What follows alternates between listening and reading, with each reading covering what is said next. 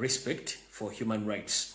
Bagambye gwera kumanya bisinga ojja batukira ku mukutu gwawe ogwa email ogwa official ukpeoplepower@gmail.com kuba ku simu yabwe jemba somera lunaku olukattakedde nti mwenna babategeeza mujja kubeera n'okwekalakasa ngena kuzomwezi 27 mwezi ogw'omukaaga guno kujja tandika saa nyezo okumakya saa kituni nyezo okumakya mpukumbekeza saa 10 ez'ekitundu za kawungezi ku embassy ya America mu ggwanga lya Bungereza endagiro gye basomedde ke kakalango kali mwenna bana Uganda bali mu ggwanga lya Bungereza mbasaba mubeeyo bulungi nnyo mu kwekalakasa okwo mugende mubeeyo bulungi nnyo bwe mmala ako kampisawo na kano kasoma bwe kati. Official NOPE chapter South Africa welcomes His Excellency Robert Kyagulanyi Ssentamu in South Africa. This is the schedule of the president's visit in South Africa. On 18th of July 2025, it will be Friday, venue Johannesburg. 19th of July 2025, Saturday, venue OMUTABBIZI. On 20th of July 2025, it will be Sunday, venue Cape Town. Protest vote 2026 Ash Black Thursday Yugi. Banda nchuka abawangala mu kibiina kya National Platform sakono mukago gwa people power kutegeeza nti bagenda kwaniza omukulembeze gwanga Robert Kyagulanyi Ssentamu mu ggwanga lya South Africa era ne enteekateeka nga bwetambula.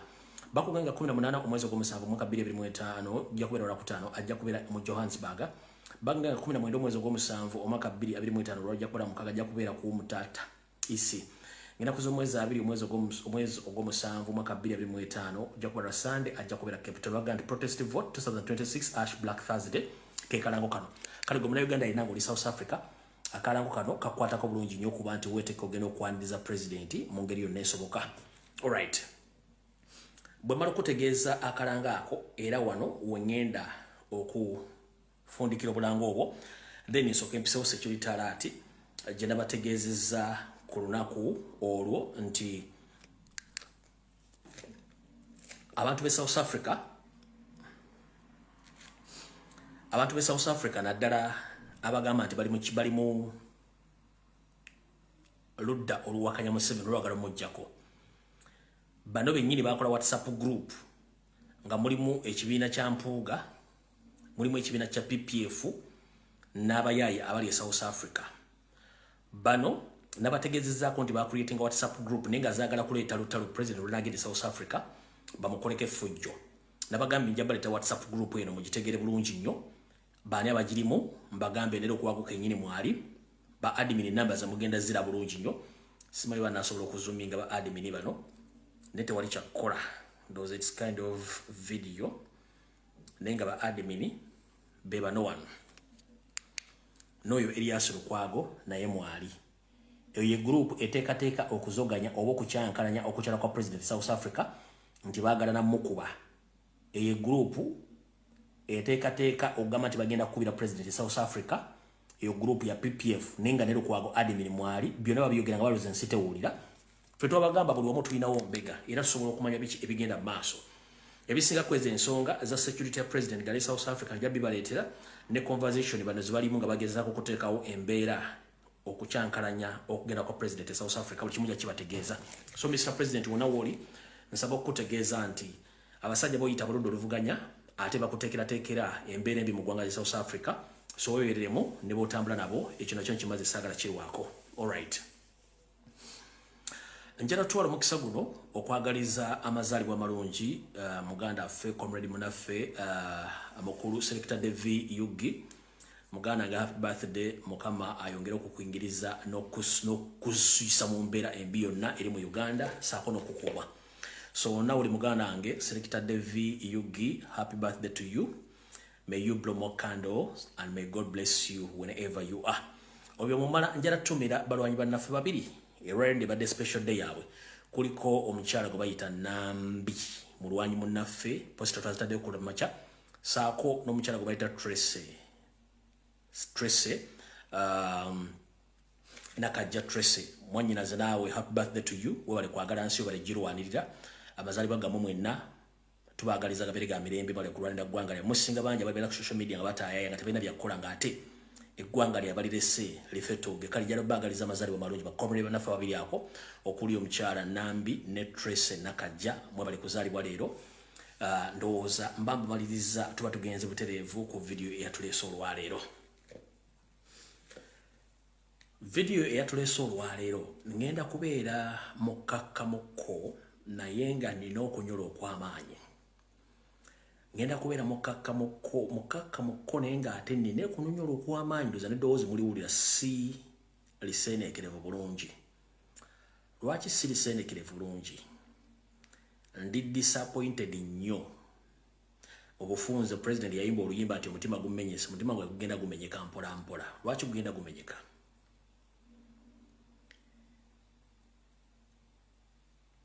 Gumenyese olw'ensonga eggwanga lyaffe abasajja balifutubaddeko balitwala nga bennyini Museveni bakozesa okuwaayo eggwanga lyaffe be bannayuganda bennyini abataliiko kibuuzo nti gwe osibukawa, ozaalibwawa, kitaawo yaani, ennyoko yaani, jjajjawo yaani, nga bano balina ensibuko obukwate byonna nga bannayuganda tebaliiko kibuuzo. Eggwanga lyaffe balikwata balikuza Abanyarwanda batwala eggwanga lyabwe, kye kisinga okunnuma. Buli lwembeera awo ne ntunula nga ndaba tuvudde mbyobufuzi tulimu occupation abasajja batwala eggwanga nga bannayuganda bagulibwa obusente obutaliimu okuwaayo eggwanga. Bannayuganda mmanyi kye bayita eggwanga? Bannayuganda mbabuuza mumanyi kye bayita eggwanga n'okubeera munnayuganda? Ani atakimanyi nti Museveni ne banne si bannayuganda? Nkubuuza kumwe mwenna ani atamanyi history wa Museveni ne banne nti si bannayuganda? Njira kubuuza go mukwano gwange akeera ku makya Museveni n'akuwa ssente osirike ove ku bibadde oyogera. Byobadde oyogera bwe bakuwa ssente bakukyusa bivaawo baba bikoze baba tebabikoze. Gwawa ssente okyuke olime kwogera ku nsonga ezo ssente ze bakuwa zaani mbale nga tisere za muwa musolo. Gwokimanyi nti Museveni si munnayuganda as well Janet bonna basali musale ne muhozi waako ne baganda bonna si bannayuganda abasajja bali mu gavumenti bonna si bannayuganda. Bw'obadde mu kusaba kw'omwana wa Francis Babolu wano tunulira figure zonna ezibadde mu Kereziya Namirembe ezibadde mu Kereziya Lubaga n'ababadde Lugogo bonna ogenda bakolako research nga 80% si bannayuganda. Naye mukkiriza abasajja bakole politics, jango politics, babawe ensimbi muwe eggwanga ly'abajjajja mmwe lye baalwanirira okuva mu 1900 n'okutuuka olwaleero olw'obusente. Muganda wange teri sente mala, sente ennyukuta teziggwayo kuwandiikibwa. Nga bw'ozinoonya ng'oli muvubuka ne mubukadde ojja zinoonya, naye tunuulira nnyo eggwanga kubanga y'ensibuko yo. Abasajja bano bagenda twala eggwanga muli mu kusinika binnyo. Abasajja bagenda twala eggwanga nga muli mu kulyankuzibwa. Temulina mugenda kudda.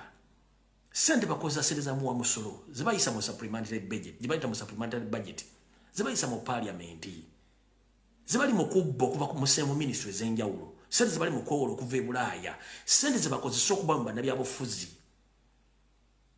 Bajjajja mu ne bakitamwe abaafiira mu lutalo lw'ekinaana Luweero mubali presentinze mutya. Gobadde okimanyi nti genocide yali olanda mu 1994 bw'ogenda ku bijjukizo byayo bacha bakumira ebyote byako omuliro 24/7 okuva mu 1994 kutuuka olwale ogwe ekijjukizo ky'abajjajja be Luweero kakumira ludda waliwo abakumira omuliro nga n'amagumba gennyini bagatunda bagajjawo tegakyawera. Mutegera lunaku ki? Genocide ya 1994 abasajja abattibwa mu genocide ya 19 nakati bakyabakumira ebiyitirirwe omuliro bakyabakumira negwe jjajjaawo. Ka video nkajjemu wano, sorry nkajjemu wano kuba mbadde sikeetaaga naye ate nnyinza okulanga kankutte. Genocide ya 1994 ebifo battira abantu gye babikonganyiriza bakyateekawo omuliro bakyakuma omuliro okulaga abantu bano negwe jjajjaawo gwe battira mu Luweero triangle, gwe batattira mu north, gwe batattira mu east, gwe batattira mu west, be battira mu central Buganda. Lwaki mulya ssente z'abasajja bagwira nga mukimanyi abasajja bagwira? Mwenna mukimanyi nti Salimu Sale ne bajja tebalina de kijiko ky'ettaka. Balina almost 70% ettaka lya Buganda. Balina almost 60% ettaka lya Uganda. Balijja luddawa. Gonokera ku machango to munda bya bufuzi ne bakuwa sente n'ozirya n'osirika. Lwaki mulya mu nsi y'abajjajja mu lukwe? Ng'ate okimanyi bulungi omusajja gw'okola taleka bujulizi era agenda kutta. Wallahi ndi disappointed nnyo. Mwenna abeeyita abali mu luvuddu oluvuganya gavumenti. Namwe abali mu NRM. Mulemye okusooka okufokasinga Museveni tali mu politics. Museveni ali mu occupation ne banne. Bali mu 50 year to master plan. Almost egenda mu 80% okumachuwalinga mwebase. Bine bigo bya roge bigenda baka bya maziga. Lwaki? Ngenda bagamba olwaliro nze Robert Kyagulanyi Center mu eke Bobi Wine Semubanja. Oba jeko Museveni oba tamujeko Mr. Robert Kyagulanyi Center mu eke Bobi Wine Sikubanja. Ono bamuyita Lumbuye. Oba jeko Museveni oba tamujeko Sikubanja. Lwaki Sikubanja? Wawaayo obulamu bwo? Owaddeyo ebiseera byo? Owaddeyo buli kimu ku lw'ensi? Olwanya entalo okuzibula abantu amaaso okulaga nti n'opposition mu Uganda tebaddewo emyaka 40. N'eriyo bannayuganda bakyalina okutegeera nti gwe muntu agudde abantu amaaso n'okubalaga ekituufu era bakyagenda mu maaso ne bakulwana. Ate abeeyita Abaganda banno ng'obabuuza kiki mwagala nga tebajja kigamba nenga just ekibali ku mutwe gwabwe tebaagala kulaba muntu gwe bayita muganda munnaabwe ng'ali successful avuganya Museveni. Wano wenkugambira Mr. Robert Kyagulanyi Center mu eke Bobi Wine nze Lumbuye Sikubanja. Oba ojjeeko Museveni oba tomujjeeko Sikubanja. Era siri kola video nti nkukondeminga nti you failed no. Bwe muli kirabako nga nkikoze ku social media munvumanga bye mwagala. Bwe muliraba nga nkoze video nga nduba Robert Kyagulanyi Center mu eke Bobi Wine ntajjeeko Museveni kimu munvumanga bye mwagala. Nenze nkugambye olwo nakuzo mwezi mukaaga omwezi ogw'omukaaga 2025 muzukulu wa Kayiira Julia Robert Kyagulanyi Center mu Simubanja. Lwaki Simubanja? Njagala ondeete mbyafa by'obufuzi bya Uganda nga Museveni ayingidde mu 96 eyali atadde Museveni ku bunkenke n'atuuka n'okumwogeza oludikya mu bannabyabufuzi abadde mu Kampala taliyo.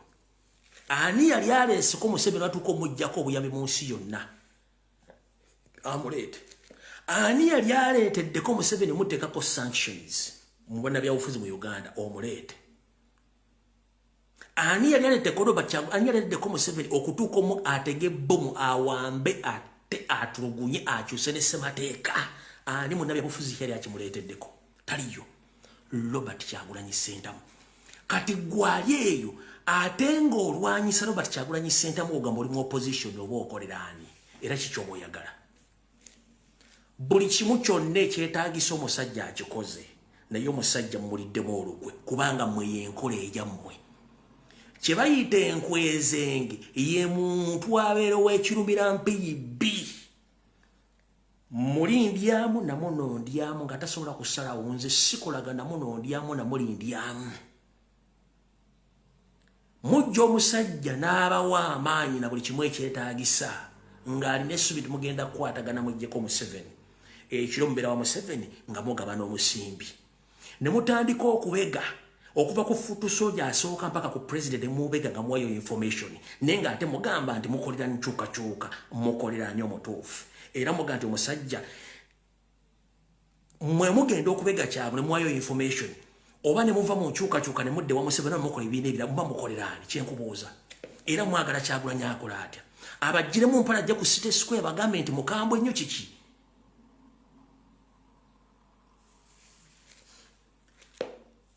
bwe twali tuli mwezi ogw'ekumi n'ogumu no omwezi ogw'omunaana omwezi ogw'omunaana ogw'omusanvu omwaka oguwedde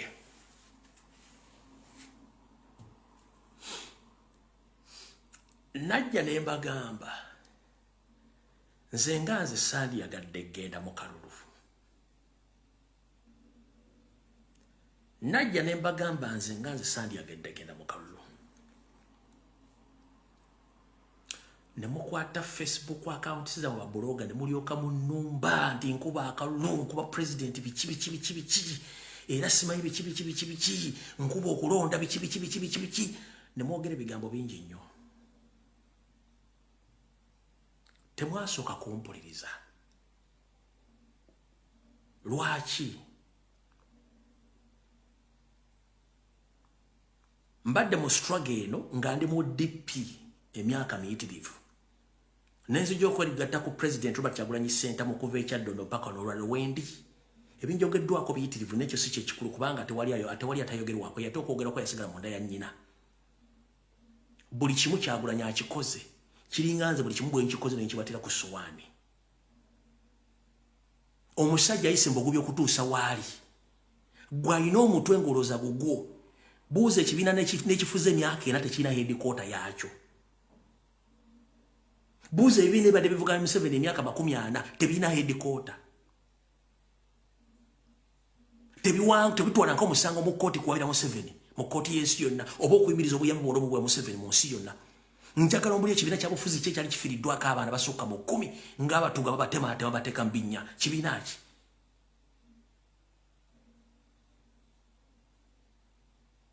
twali mu kampeyini eziwedde musajja attu n'amenyeko omutima n'akaaba nga basse ssente za nga basse n'abaana abalala n'akaaba lwaki yakaaba kubanga kyalwanira kituufu naye baalwanirira basinga obungi nkwezenge n'okimanya nti otudde n'ekyabula naye ng'okimanyi nti biyogera binogenda bituwali ya Museveni otudde n'ekyabula naye ng'okimanyi nti kyogenda okukola kuyuzaamu ekibiina kya musajja otudde n'ekyabula naye ng'okimanyi tomwagalirako ddala ojjaki tomukozesa bukozesa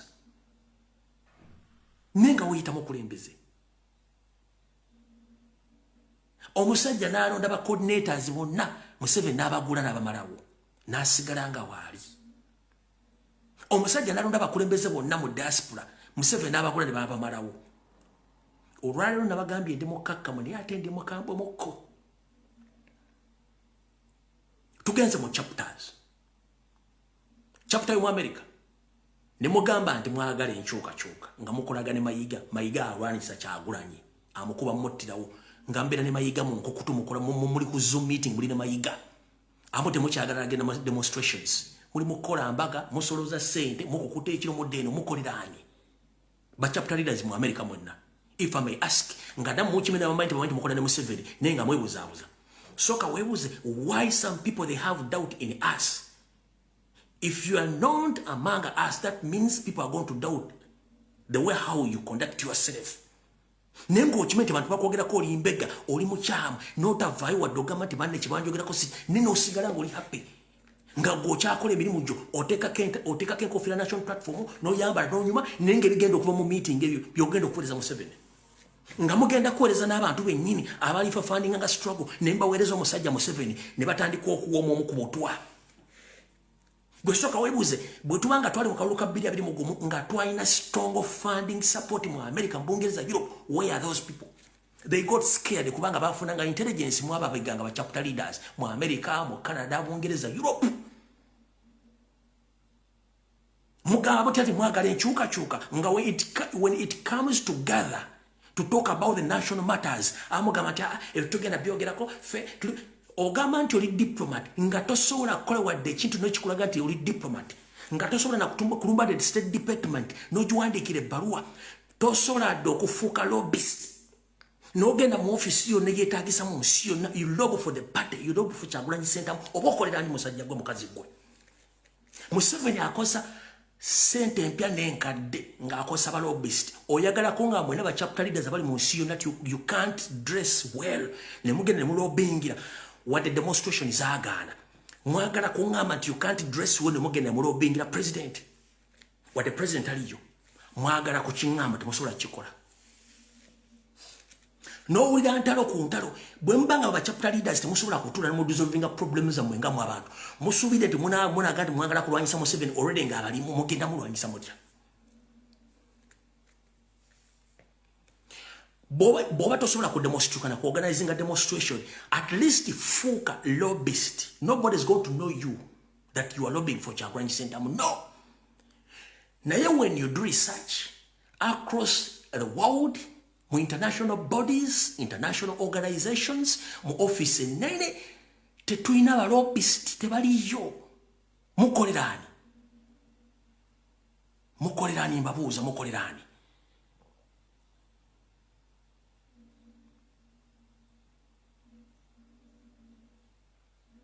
nze teri kintu kinnumanga kugamba nti omusajja gwe bayita Mayiga ne group yeyo ndaba Mpuuga bakolera MUSEVENI the so-called chapter leaders nga batambula abasajja abo ku mikolo egy'enjawulo tosobola kwagala kibi nga tosobola kwagala Mukama nga ne sitaani omwagala it is impossible iti mu lutalo lwa revolution tosobola kwagala sitaani nga ne Katonda omwagala tekisoboka temwegula kubanga bakimanyi babakozesa bukozesa muri bupiira babakozesa nenga mwerabide nti mission yakujjako MUSEVENI ne mutambula n'abasajja ate abalwanyisa Kyagulanyi mutambula n'abakazi abalwanyisa Kyagulanyi mweke nyini ba chapter leaders n'abantu bomukulembera bumba temusobola kutula mu dissolving issues za mu differences kitegeeza temulina mulina ngero ko bazanya ab'Ebungereza bakyasobola okukola demonstrations some of them they can rob naye America yafuuka ekisekererwa abakulembeze mu America ba chapter leaders mwafuuka ekisekere kubanga mulya mu lemene mu luzisi saagala bekwano as long as nti oli nkwezenge eno open roof wadde natandise mpola saagala mukwano nga nkimanyi nti oli nkwezenge nze newunya omuntu engeri gy'otuulamu you dress like a person of revolution or change but unfortunately during the oliwa change ekiro otambulira MUSEVENI ababulira biche byokola bitufu mbagati febe tetubirimu we are not hooligans mu lutalo struggle tewali atali mu lutalo struggle tewali atali hooligan ngera kubuuza gwe chapter leader across the world ekigambo kiba terrorist organization kibayitanga Fronasa yali mbani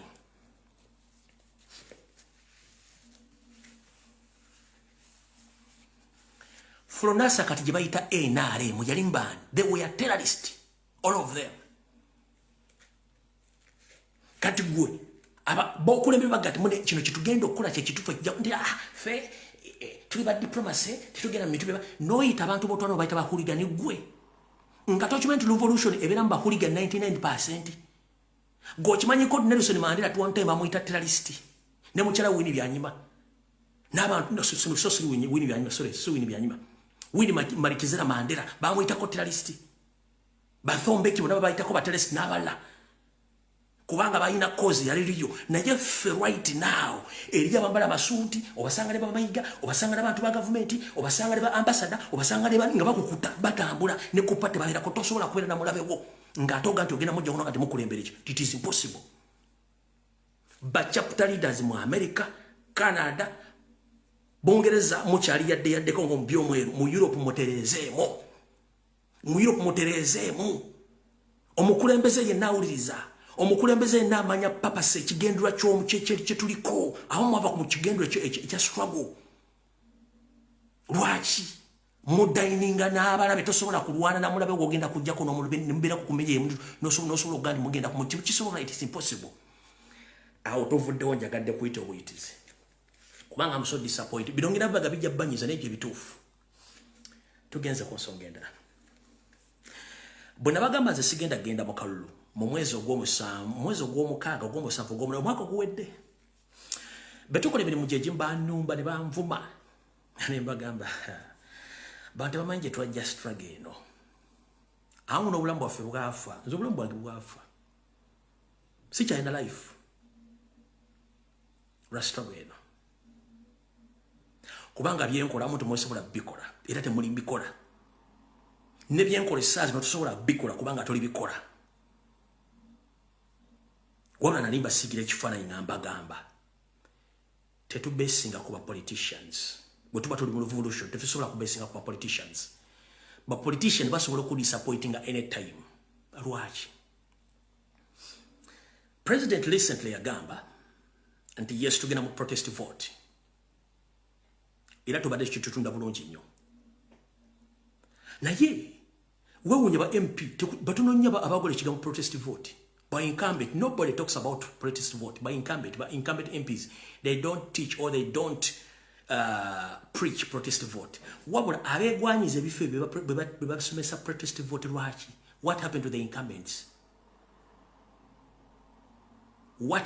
incumbents where are they some of them batuseno movuma nengo babuzo muvumira kitasola kuwa nsonga ekyo nga tukivuddeko kangere ku nsonga endala ensonga laki nabagamba nti nze akalusagala kafokasinga konyo tugende mu revolution lw'ensonga revolution erimu emitendera mingi mulimu action mulimu ebintu bingi nnyo mulimu ne surgical operation nga nze naleetadde enteekateeka zange nnyo nga weziri bantu baziziri visible bantu baziraba banga ati ate oyo ayina na struggle ate bajja tugamba tuli batujju nkubuuziza Flonasa mwali mugimanyi Flonasa ye NRM it was a terrorist organization yabatuusa mu ntebe olwaliro bwe tusobola kikola kati katugendeko olwaliro tusomesa protest vote ba incumbent MP tewali asomesa protest vote lwaki president yagamba ba foot soldiers bonna buli ayina empapula kabiri wa boda agende ku ground akole ground work ajaje empapula aje yesimbe omanye ekiri ku ground by incumbent mu structures za leadership balwana abaana ba foot soldier bonna balwana obutafuna mpapula ze kwesimbawo okuva ku bwa kansala ku bwa chairman w'esifiri ku member parliament by incumbent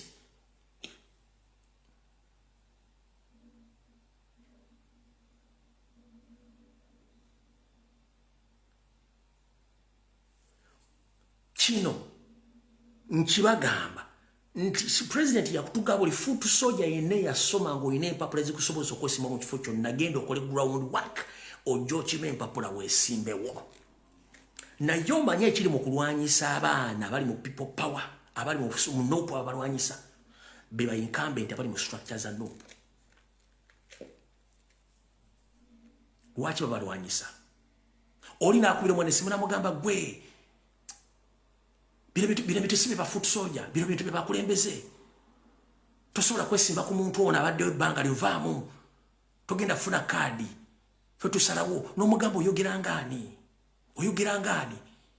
kati ndi wano okutegeeza kyali wange ena foot soldier gy'oli ng'olina senior 4 olina senior 6 olina diploma olina degree genda okole ground work genda ogyeyo empapula before nga tebannaggala ogenda ozijjeyo onkubira essimu ngambe ono yantiisizza nkiddamu foot soldier yenna ayagala okwesimba ogenda ogyeyo empapula oli akkubira genda ogenda kwesimbawo akutiisatiisa ojjo essimu yange eri public ogimanyi bulungi nnyo onkubire ng'omuli kodinze ompe voice note ne evidence nti yakkubidde essimu kabere chairman wero si wano nga wanupu kabere wero situ kabere kansala kabere MOP omuntu yekka ali reserved atasobola kikola president abasigadde bonna they are answerable akubira essimu yenna nga akutiisatiisa mpa evidence nti yakutiisizatiisiza mbu tojja kusobola vaamu na wano njagala bagamba structure za kunga zonna we ziri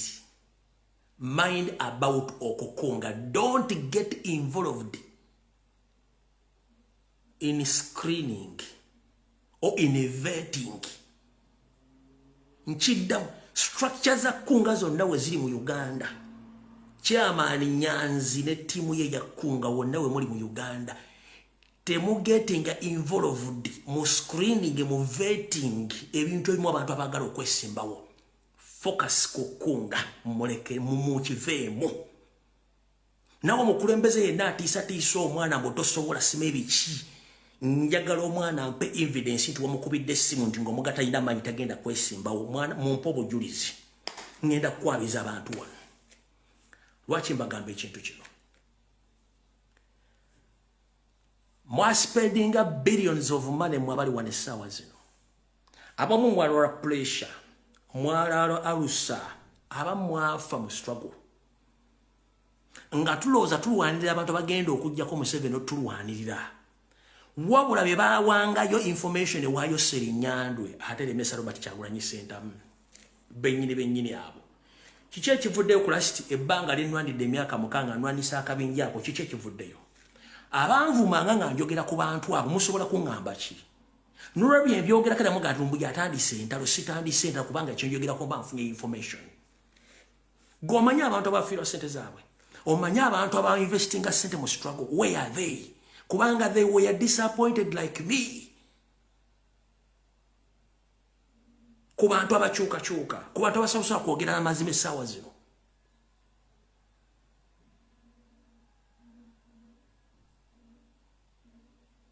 Kankuweka ekirala nkusigira ekifaananyi.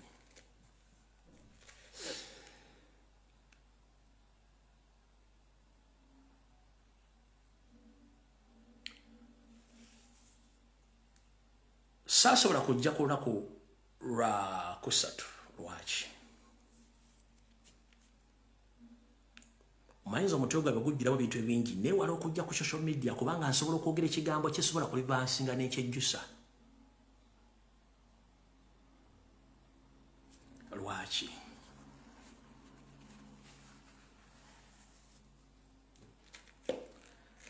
Omuntu yenna bw'oba tosobola kukozesa common sense ne humanity, where is your love? Omuntu yenna bw'oba tosobola kukozesa humanity, bw'oba tosobola kukozesa sensi zo kulwa struggle, mukwano gwo gulira oddawa. It is struggle. Right.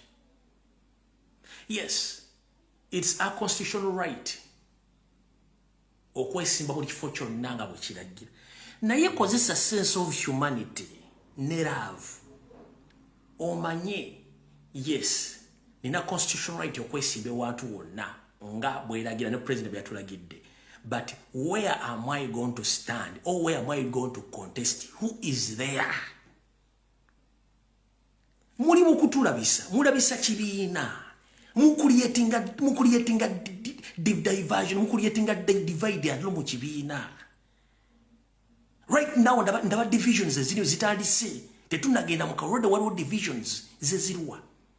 Nabagambye sente nyize batadde mu struggle blog otandika okupostinga abantu abatalina magezi. No promoting abantu mighty bantu basiba nkyuka. Nabagambye kigenda kujja mutandise okiraba. Ono agamba nti nze kuono wendi, ono sivaawo, ono wendi. Njala soka kubuuza. Where is your sense of humanity?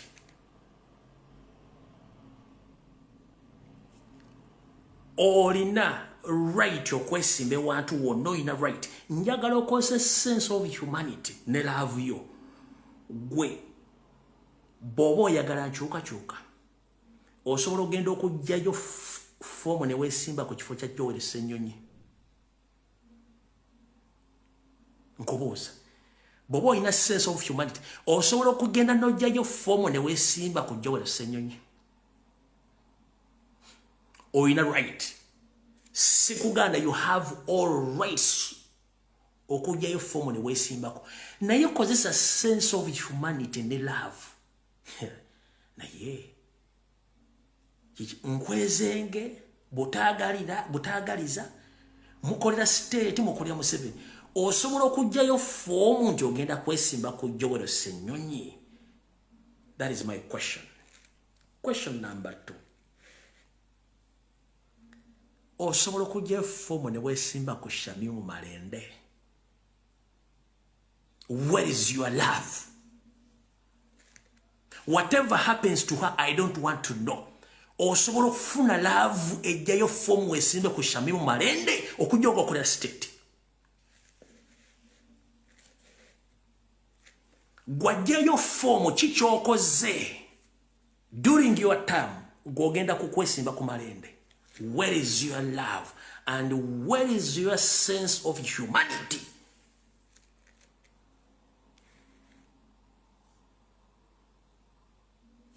Oina right.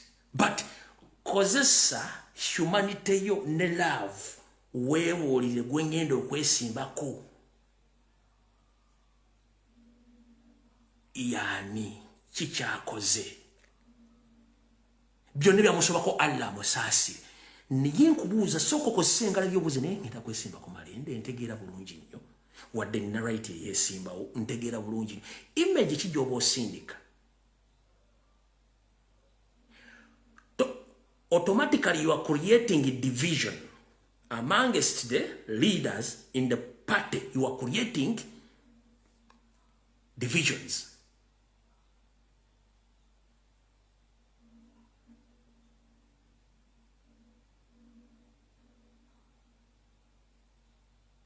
Social media kulikonza ndi wono aanze ndi woli at this particular moment tuba tugenda kujjako Museveni bamukolera Museveni.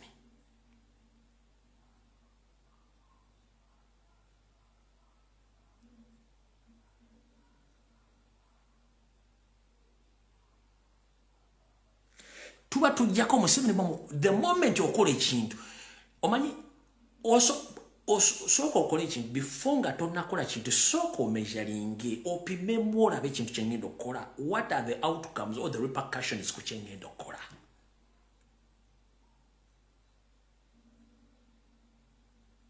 Yes, nina right yesimba okujja forms olina right yes naye ogenda kwesimba ku malende. Does it make sense at this particular moment? Does it make sense? Sagala kumanya byatuka ku shami mu malende. I'm very sorry about that. Naye nkubuuza gwajjayo form okwesimba ku malende okozeko wadde quarter oba half malende gya serving ku kibiina.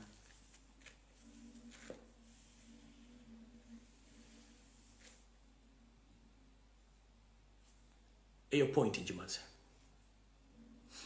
Ojeyo form ogenda kwesimba ku zaake. Oba otegeera lunaku ki? Mitiyano bw'oyagala muwa Museveni oba oyagala mu design. Soko malo okumeasuringamu. Soko malo okupimamu. Ojeyo form okwesimba ku zaake. Mitiyano oyagala mu design Museveni. Yes, zaake si malayika tukimanyi. Si malayika. Niyo jeyo fomo kwesimba ku zaake otegeera lunaku ki? Ojayo fomo ogenda kwesimba, oli wa nopo jeyo fomo ogenda kwesimba ku nkunyingi muwanda. Ojayo fomo ogenda kwesimba ku lutamaguzi semakula. Oba otegeera lunaku ki?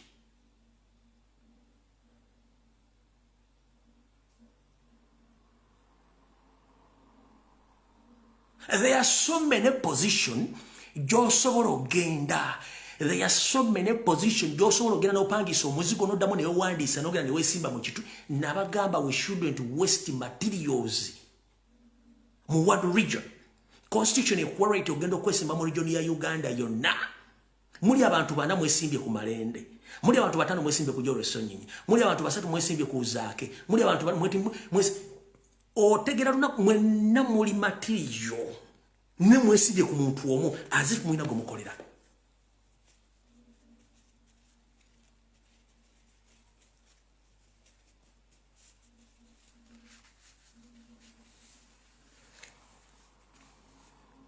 Nenga nawo okimanyi nti in the normal sense tosobola kuwangula zaake, tosobola kuwangula Joel Ssenyonyi, tosobola kuwangula malende, tosobola kuwangula lutamaguzi semakula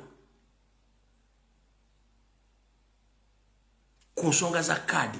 Ne kati godidde yandibadde agenda mu kifo ekiri n'outilizinga chances zo n'amaanyi n'ogateekawo. Time bw'eyita ku bifo bino ogenda kukola otya?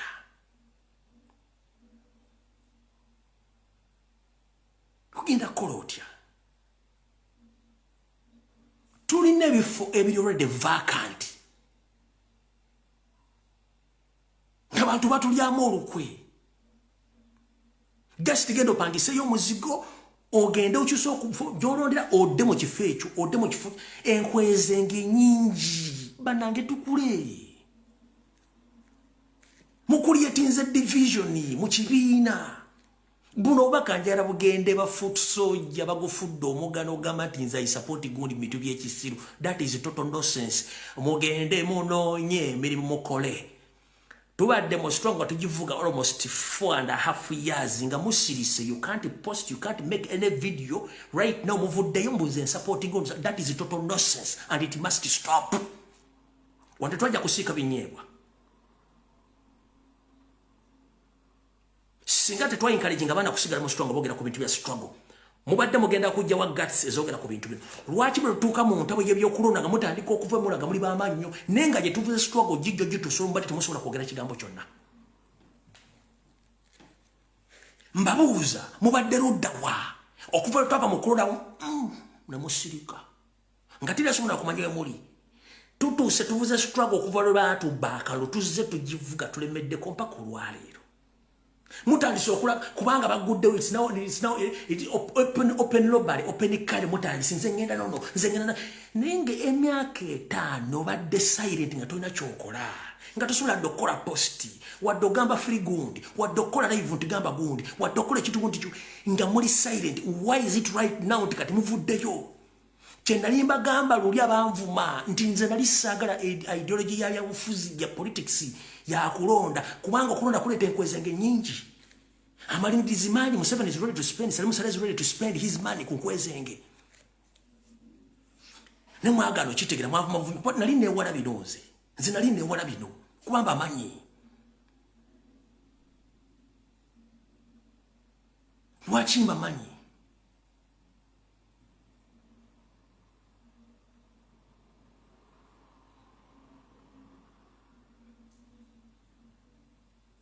Nze kuola banalidde nali mu ddiro lwange wano nga sente zaafudde kudwalira ensambira na president nga akaaba. Of course nange nakaabamu. Njagala tutire ekifaananyi ky'omuntu yenna yali mu struggle mulanga akaaba okujjako ba foot soldiers abaaliwo bali bamanyi sente za. Njawulete video nanga abasajja bonna ba MP bonna abakaba kulwa sente za. Where are they? Nobody. It was over Changula Isenema and some few foot soldiers abakaba. Ne kubana abala bonna bajja bafa.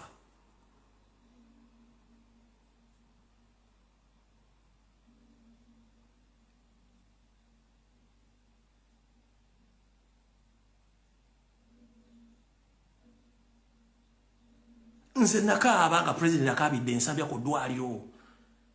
Nenga musajja wattu obulumi nga bungi. Njagala abasajja be Masaka tekwandibaddeko na muntu yenna agamba nti agenda kukola kibiina oba nti ava mu struggle ba akola kyo bayina enteekateeka ku musayi gw'abaana abaafiira mu struggle e Masaka n'abaana abattibwa. Mwandiba temusobola kukola kintu ekyo.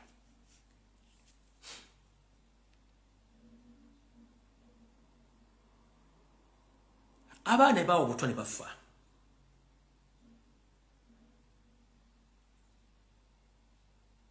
Mwandiba temusobola kukola kintu ekyo. Right now it's an open lobby. Buli omajje figa yengenda kwesimba unjagala gundi zengenda jindi zengenda kufira kuono genda ofire ku nnyoko. Tuli mu nsonga za kunnagwanga si bifo.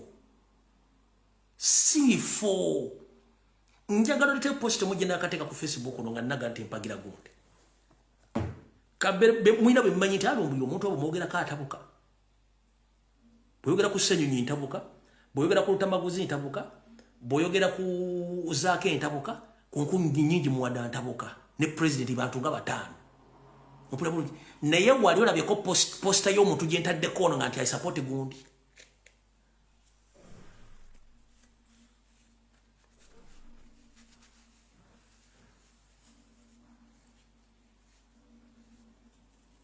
Wali olabyeko nga na post ekipande ky'omuntu kyentadde ko nti support gundi. Nana benganda bali mu struggle. Nimbaga bana nze principles zange nakowa bana bya bufuzi. Nane mikwano jinga nakowa bana bya bufuzi na losing appetite. Na losing appetite bana bya bufuzi na bakowa.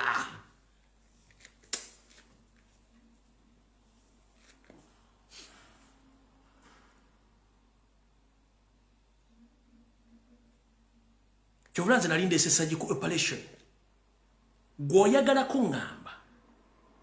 Kuba MP 5 tekuliko MP asobola kufundinga kye tuyita surgical operation ne bazibira target 3 kuba chairman LC Philip tulina tekuli kuwadde muntu asobola kufundinga operations za surgical operation nga teziri known kuba counselors ne kuba individual tekuli ku muntu asobola kusupportinga struggle revolution mu ngeri eyo tebaliko nyongero bajjukiza Museveni okutuka wali ayina abantu mu government ba MP ba minister abamuwanga information omufundinga nga ne central corporation za Flonasa nemwe muri mu government mufuna omusala you can't even fund a surgical operation abandi bali ku social media ne bavuma Robert Kyagulanyi Center nga tekuli muntu asobola kufundinga de wodu mu bolu yavemu erinyo okubeera ng'ekizampo ne bavuma president ne wabera MP nasobola okujja nakola podcasting ene yange na condemning ebikola by'abaana bavuma ku Kyagulanyi buli omu n'asirika era ffe tujja ne twogera are we leaders we are not are we paid no but people who are paid they can't even come out to protect the party to protect the president in any way why abaana bavuma Kyagulanyi kansoka kukuza lwaki abaana bavaayo kwogera mazima nga boogera ensonga z'eggwanga Museveni abakwata mbuuza gwe omukulembeze ku national platform lwaki abaana bavaayo ne boogera ensonga ku social media kuno nga tebavumye tebawemudde Museveni abanoonya nabakwata lwaki abavuma Robert Kyagulanyi Center mugo tosobola kuteeka mwadde omutwalo gumu emitwalo ebe mube muggyemu amannyo oyo taddemu kusobola kuddamu kuvuma Kyagulanyi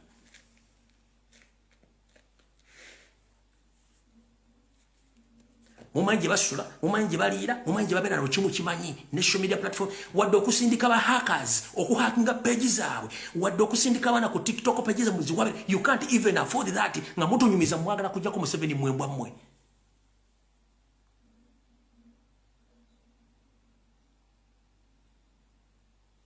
nkubuuza lwaki Museveni buli mwana ayogera ensonga nga tavumye tawumulidde wabula expose Museveni bamutrackinga bamukwata kubanga they talk about the matters which pains Museveni more but when it comes to protect the president nga bama abusinga bamuvuma nobody cares tewali asobola okuva okukola live nga protecting a president apart from we tetusasula tuchiko in fact abaana bakola podcast ku social media bonna we bali ne babayinako abantu basata bamulaba is more important than any MP is more important than the NMP or councillor wa chairman C5 ngali ku kadi ya nope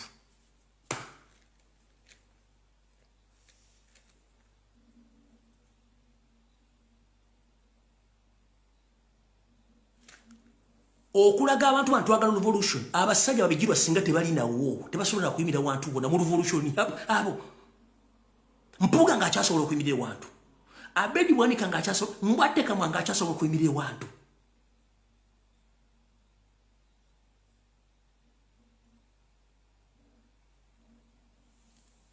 lwaki olusuku tetulusawa saalo n'olusuku lwayi noba netutubisiro byonna manti yabadde sigino when you want to warn someone send a signal nti we are watching you and we are coming lwaki sigino emala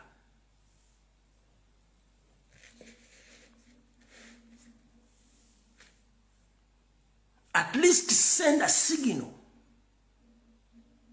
oyo mpoga singa takyasobola kuyimirira mulumbe wantu wonna abedi bwanika Joyce bagabe manga simanyo Juliet kaka singa tebakyasobola kuyimirira just a mere signal ayina embizi zonna just a signal abatakyasobola kuyimirira wantu wonna kwogera nga tuli mu revolution entuufu naye abantu betuli nabo tebasobola kukola bintu ebyo President agenda kukola bintu bino tajja kuva tajja kubyogera kubanga is a diplomatic matter sola bikola but we and you can understand mu ino kola ebintu ebyo goza bose njara ku Museveni eri akote foot soldier kyabana Museveni himself eri akote foot soldier Museveni himself yali agenze nakwata omuntu namutta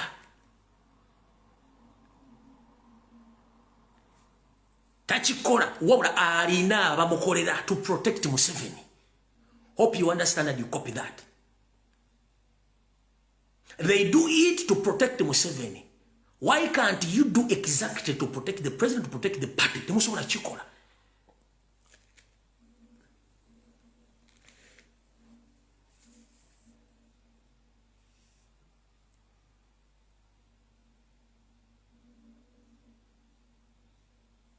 Wana mukola nze ndikuono nyoko yogwagi mbadda munchi bagambi.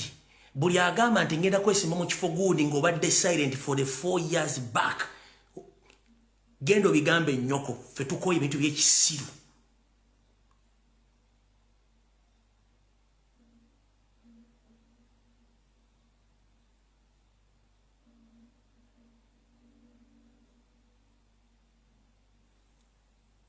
Tiimu ya Kunga yonna ekulemberwa Nyanzi okuli ne Semugoma. Bono bakanjala bo basindikira. Tiimu ya chairman Nyanzi ne ya Semugoma ya Kunga. Ne bali registra mwenna. Njagala basaba n'obuwombeefu muleke kweyingiza mu bintu bya kulonda na kuscreeninga na bintu bya kunoonya baana bagenda kwesimbawo mu biveemu. Mufokasiga ku position za mugenda okwesimbamu.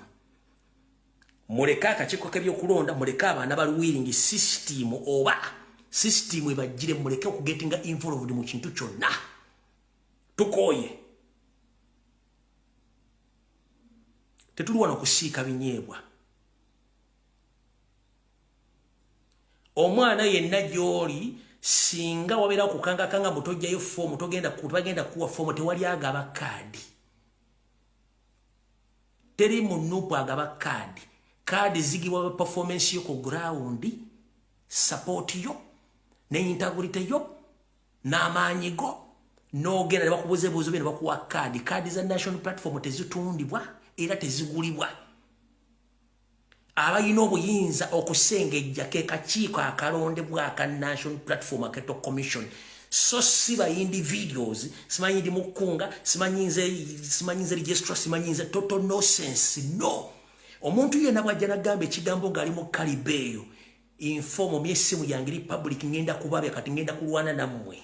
Single-handedly, olaba batya nze sirina gwe ntya. Kabere MOP ng'akutiisa, kabere chairman C5 kabere ani ng'akutiisa tisa musime, futu soja gendo gy'empapula, wewandiise, kaadi ekuleme bulemi, bagiwa omulala. Netopisi watisa mutogenda kujjayo mpapula no gendo zijjeyo.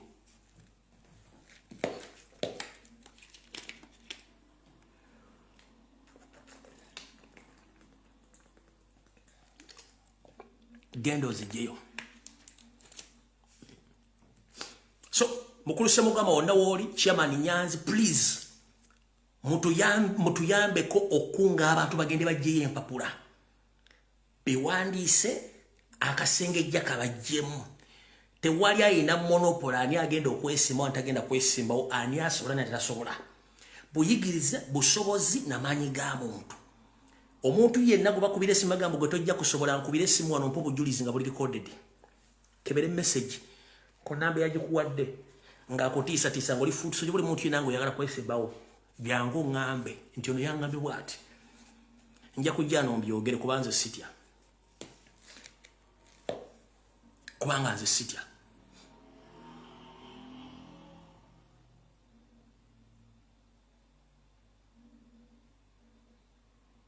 Olya bulungi nnyo nze sirina gwe ntya. Omuntu gwe ntya musira gwali ogwo bamuyita president yekka abasigadde sirina gwe ntya. Ene mess nja kukwabya oba nja kukwogera. Kyovula ntitaliza buli magati nze Robert Kyagulanyi Ssentamu simubanja sirina kye mubanja. Kubanga buli kimu akikoze talina kyatakoze okutegeeza bannayuganda okuzuukuka. Remind you, president abadde alwana n'abantu abebasibwa emyaka 40. President abadde alwana ne bannayuganda batali informed, batalina information nga they are ignorant about their country. They are ignorant about their rights. President abadde alwana n'abantu nga they just care about 200,000 okuwayo obuyinza nga they don't care, they don't value their votes. President abadde ne banne byabufuza bakodde Museveni emyaka 4 nga tebaagala nse bategeere. Gwaga amanyi ogamanyi. Agamanyi ogamanyi.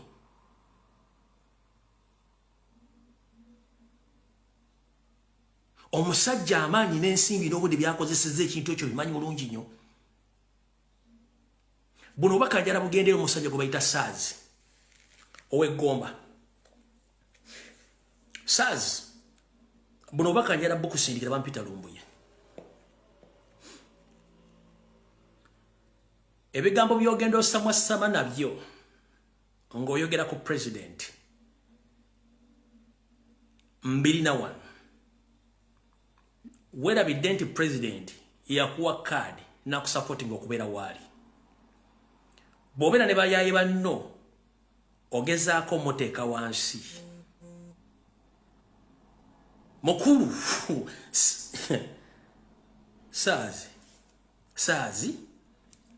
SARS ow'eggomba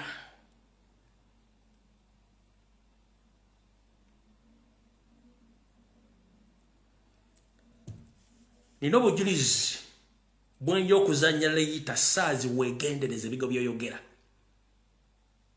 ogeza okuteeka president wansi ng'olinga ati gwamanya engeri gy'ayinza okumanejinga mu famire ye oba okumanejinga mu olyolwe Kyagulanyi si sentamu yekka gwe yazaala sentamu yazaala abaana bangi bw'obanga Kyagulanyi asukkuluma mbaana bonna Katonda gwe yavuwandako eddusu wansose ne weebuuza lwaki olumbe lwa sentamu terwayabwa nga tonnayogera mafuukule SARS kennaazanya amaloboozi ago just nkuwadde warning ngalina tomanyi Kyagulanyi tomumanyi nga nako tumutegeera tomumanyi nako muveeko mwesonyiwe nkuddamu okutegeeza mu bintu by'otambulanga ow'amasaga ng'eggongole siba akabugo SARS uva ku Kyagulanyi tomumanyi sentamu omugenzi yazaala abaana bangi teyazaala Kyagulanyi yekka bukyanga Katonda amujjula n'amugjawo lwaki toyogera ku lumbe lwaki terwabya omanyi lwaki terwabya lumbe lwa sentamu wabula oli ku musajja omukakkanya nja kuzanya voice note wanensejja kutya SARS ogenda kubula wonywa amazzi kuno okulabula tomanyi Kyagulanyi wadde muva ggomba naye tomumanyi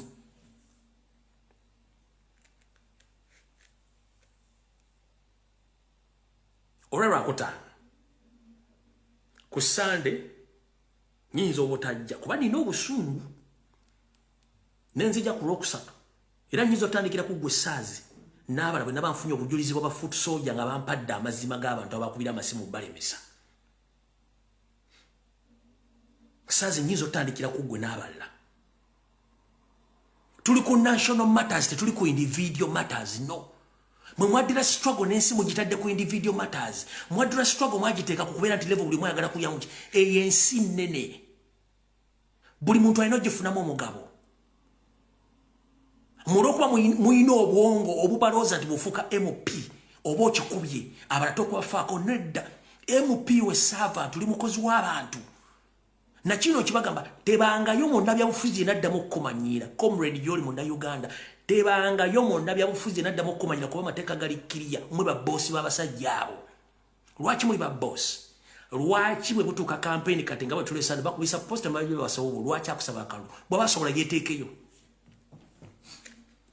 nkubuuza gwe boy wange muganda wange senga wange kojja wange najjo bafutu tebaako politician yenna akumanyiira kubanga gwe boss we etteeka liwandiike lwaki oli boss we essaawa zino tugenda mu kalu bakubisiza posta bakubyeza kubayita ku mawuledi bayisiza kubakuba ku mbaga kuki bazikubye kubanga baagala mubagoberere mu bawo obululu mu balonde ensonga balonda mwe baboosi baabwe tebaye emboodooli embuzi embata yane tekumanyiira no you are the boss you deserve all rights tebaye munda byafuzi yenaddamu okumanyiira kubanga singa tembadde baboosi bandi bate bakubisa posta bandi badde bagenda mu parliament direct if you are the one controlling you bandi badde bagenda mu parliament nga tebabalonda ne Museveni kenitaddamu bamanyiira kubanga ne Museveni muli bakozi be muli baboosi ba Museveni lwaki muli baboosi ba Museveni lwaki ayesimbawo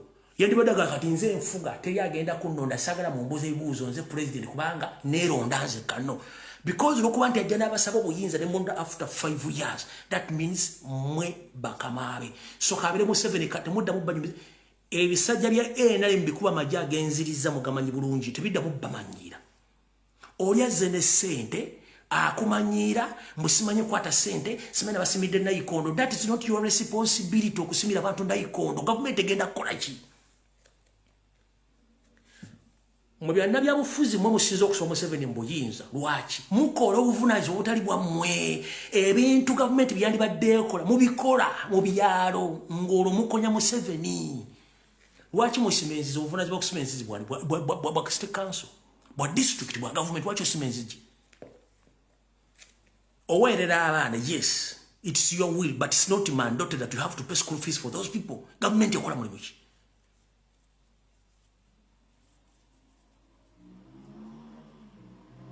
Ogenzo zimbi essomero lizimba ngani? Government egenda kukola mulimu ki?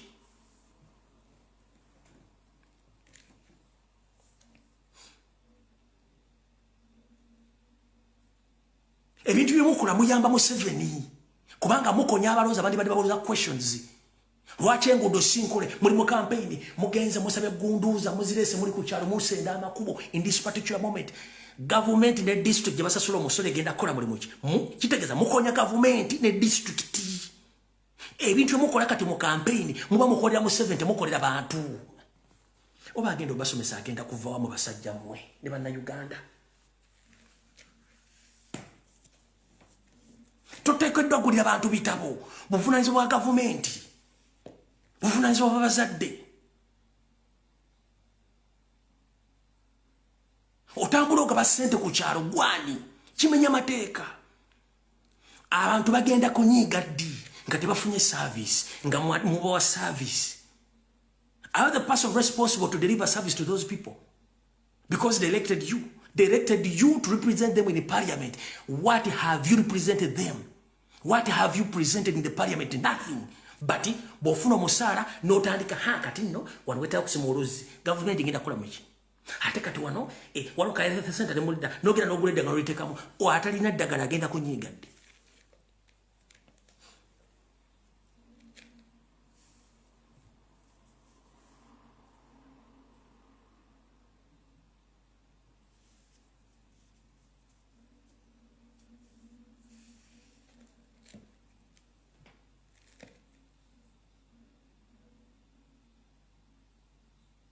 Buno bakajara bugenderi bana Uganda mwenna. Amu izo bulabanga bugenda banyiza gano ke mazima. Buno bakajara buweleza bana Uganda mwenna. Abamu izo bulabanga bugenda banyiza ne gano ke mazima. Gegaruwa. Buli munabi abufuzi wajja na kusaba akalulu. Obo muwadde mulimo. Era bomuwa omulimu office gyagenda mu sente zagenda ofuna ng'omusi ne zagenda okozza sente zizo za muwa musolo. Do you copy that? Byalina okukola mu office eyo kululu abikola kululu ng'asinzira ku sente zizo muwa musolo. Ompulidde bulungi nnyo? Ompulidde bulungi nnyo? Tolina kwegayirira mu kulembezeewo gwe walonda. No! Oyina mufosinga akuwe ekyo kyalina okuwanga kiyise mateeka kyekiriwa. Enguudo gavumenti erina zirima nozikola. Enguudo erina okuzimba amalwaliro ku kifuba. Erina okuteeka amalagala mu ddwaliro kifuba. Erina okuliisa abaana bammwe nammwe kennyini singa abawa engega etabasobozesa kulya wadde okwebeza ku kifuba. Government erina okusomesa abaana bammwe ku kifuba. It's a mandatory. It's their responsibility. Not any leaders, not any elected leaders' responsibility. No, it's a responsibility for the government to lend services to you because you pay taxes. Nena mamuli nensobye emu. Mwe mulowooza nti bw'oba omuntu w'akalulu ogenda mufuula nnimiro ensonga lwaki musindika abantu ne bagaana okubakolera kubanga amanyi yabagula buguzi. Goloza lwaki abazungu batuula ssente. Ezo system nabo bazirimu kola bazivamu ne bazitereeza. Basoloza emisolo mu bantu ne bakola services ziri eri abantu surplus oba ssente ziyiseemu ezivudde ku misolo ze batusindikira mu Africa otuwola nga ziriko obukwakkulizo gw'oliwola ddi ensi endala. Oliwola ddi ensi endala.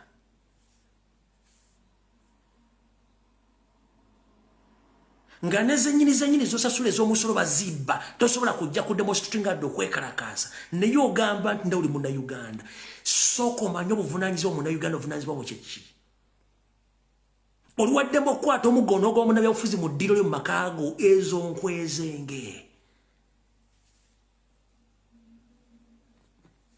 so bino njala bibagawana ebbugu mulingi bane munasaywa okutuyana kungi oli taddawo n'abaga nti Museveni simanyi azimbye enguudo abadde agenda kukola ki Museveni simanyi bannanga ataddewo security. What was his responsibility? Museveni azimbye what was his responsibility?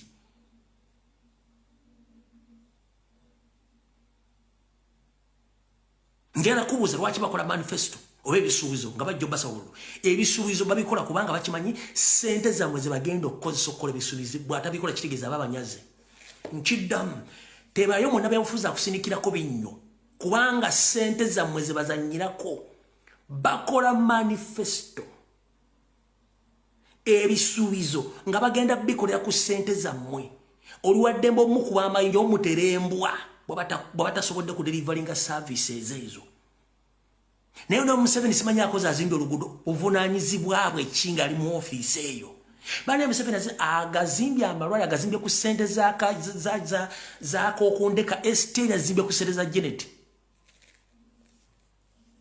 Museveni bananga ataddewo security yeekuuma ye batayagala abatta era tabawa security beyateze bomo siba nansi beyase siba nansi abali makomera siba nansi. Is that security?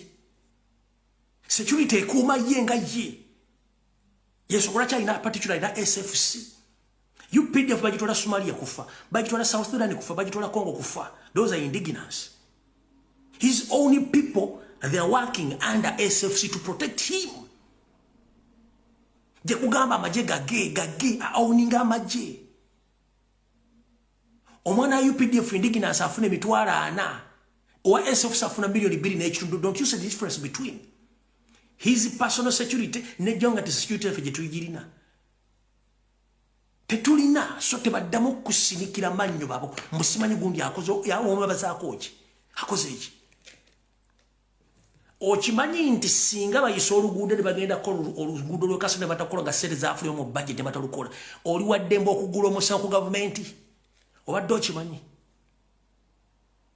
okimanyi bayisa oluguudo ebbaji ne bagisoma nti osere bazifulumiza kesisi inetakola mu nguudo mu Kampala osobola okuwabira kesisi road mayor ne city direct muno obawabira okimanyi nti buvunaanyizibwabo nabbanja jero katuwa wamala mwasasula sente z'okukola oluguudo lw'enakawuka mpaka ku bikonde empigi oluguudo sente mwazirya nawe lwagaana okukolebwa kati abatuuze abatunuulidde mugenda gamba siensi oluguudo lw'ebusawula lwafa enguudo eziri mu Wakiso oyo kyamanoolo C5 matiya lwanga bwanika wandibadde oliruzira nga n'emikono misibe kubanga gwomu ku babbi lukuwaga wandibadde oliruzira nga n'ebisumizwa bisula dda mu kabuyonjo kubanga oli kumu ku babbi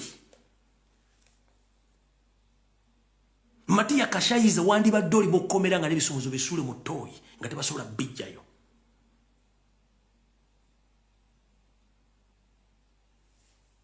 noli musimanyi bakoze eki akoze eki kikyakoze akyo kuliko sente nga kuliko Bank of Museveni bali nga kuliko Bank of Uganda. Who are the Ugandans? It's we who pays taxes.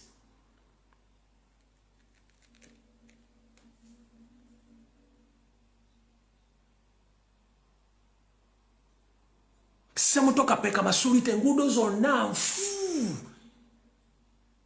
teri malwaliro teri malagala amasanyalaze junti ya 15 gaddukanga aganyo omulwadde atudde ku gundi omulwadde agobaga gonyo obutunda nga anywa lita 5 ke masanyalaze era ne mutule banene obemeto ba amasanyalaze kati unit ya 15 ya masanyalaze gadduka kale ye Uganda munnange bwembanga muli milioni ana mwana mukozesa amasanyalaze bababba strike demonstrate. It's enough cause. National water mugisasula sente neba pampingira sewage mu nyumba zammwe ne muwe n'aba sewage ne munywa sewage ne mugana oku demonstrating nga musasula sente. It's enough cause to demonstrate. Ngera kubuuza nga bw'osasula tax osaba balance era weekalakaasa oba taxi wefiira mu kkubo nga tekutuusiza jjola waki kondakita omusaba balance lwaki muyombera mu taxi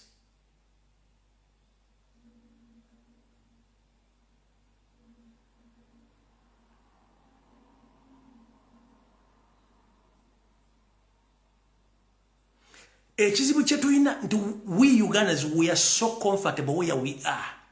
Whenever we face a problem, there are some who are comfortable with those problems. And later on, all of us will join in that comfortability zone.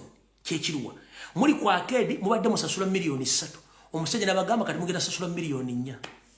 Ne mwekalakaasa mu 30 seconds. Nobera group aga, tuda chakola katasula milioni 4. Eyo group nebalekawo. Nanyini ake naga kati mfunye side entufu iba. Batayagala mugende. Later on, mwenene mukize musasula milioni 4. That is the Uganda we are living in. We don't have unity, we don't have solidarity. Mwenna unity ya 15. Masanyazi gadduka ng'ekizibu. Nobody can demonstrate. Ne mugante ku kyalo gundi tuganya masanyazi mbate mugakyusiza.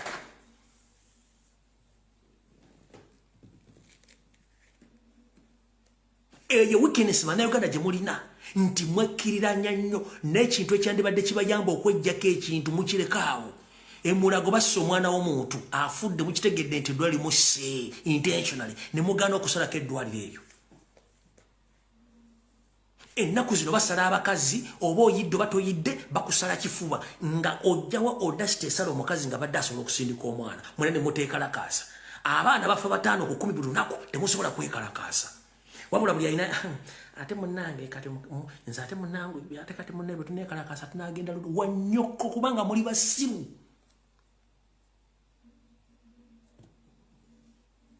Kati waliwo kasitole ke nalabya. Bulijjo mbagamba Baganda manya bangi. Nga beetuma amanya Baganda. Mwakalabya kama Manirende babadde mukono ya. Manirende abadde mukono. Bawola gayi milioni 18. Gayi n'abawa endagaano y'ekibanja kye na buli kimu. Kyatuuse okubanja gayi bane yebaddeko emizimu. N'ayita Manirende amwamutwale simanya musasule yamufumise ebiso. N'amutta. Bagenza okusoma amanya ga Manirende nga waaka bano. Go bayisa badde mukwano gwa Manirende go bakola naye nga amanya baye yitalinda ko malokolo. Nga mukazi Munyarwanda pure ne amanya ina ga Kiganda. Linda kwa maloko okuwala ba story eno. Story nade najitadde wa.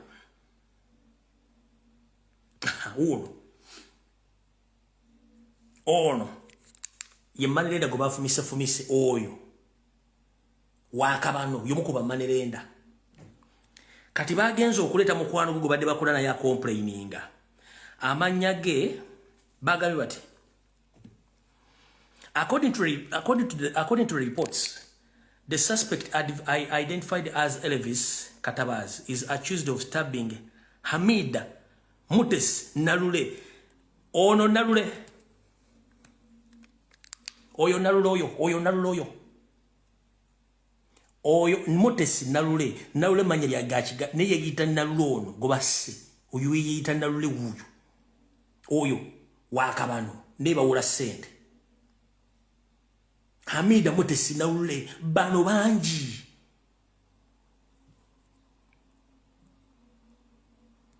Kankusomere story.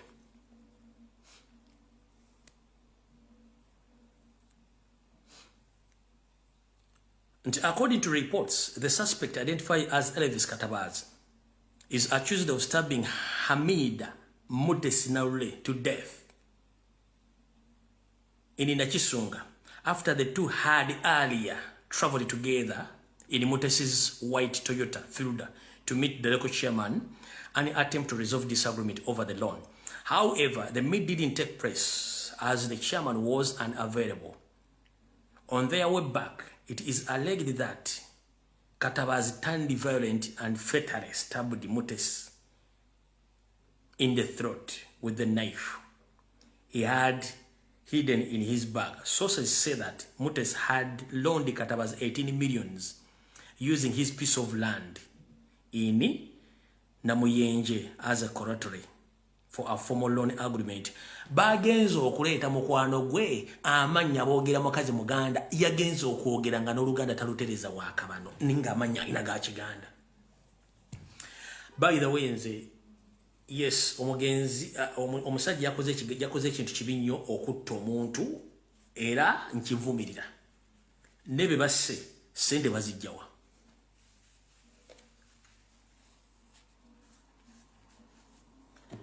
Tubade to complain get bang on the money across the world bonna Banyarwanda nga nobody can come out to explain this. Mvumiriro ekikola ky'okutta omuntu mumenyi w'amateeka kikyamu. Naye who are those people abalendalinga sente nga bazire bo bagwanga limu? Who are they? They are using our local names. They camouflage to be Ugandans, but these are Rwandese having money there at their disposal.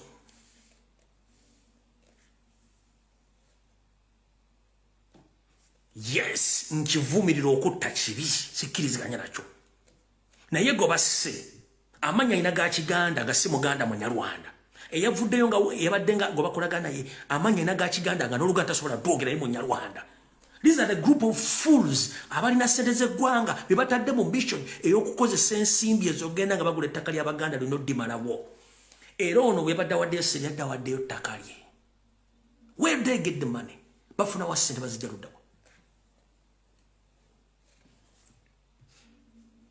Ekikolwa ky'okutta kibi nkivumirira.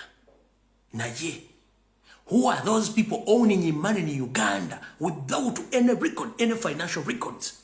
Nga bonna bagwanga limo. And it is taking place in Uganda, Busoga, in Ibongisu, in Imbari, and other areas of the country. Same tribe, just they camouflage in our local names. But they have billions of money at their disposal. You just need to present either the title, land title, or any land agreement, or the national identification. They give you loan there and then.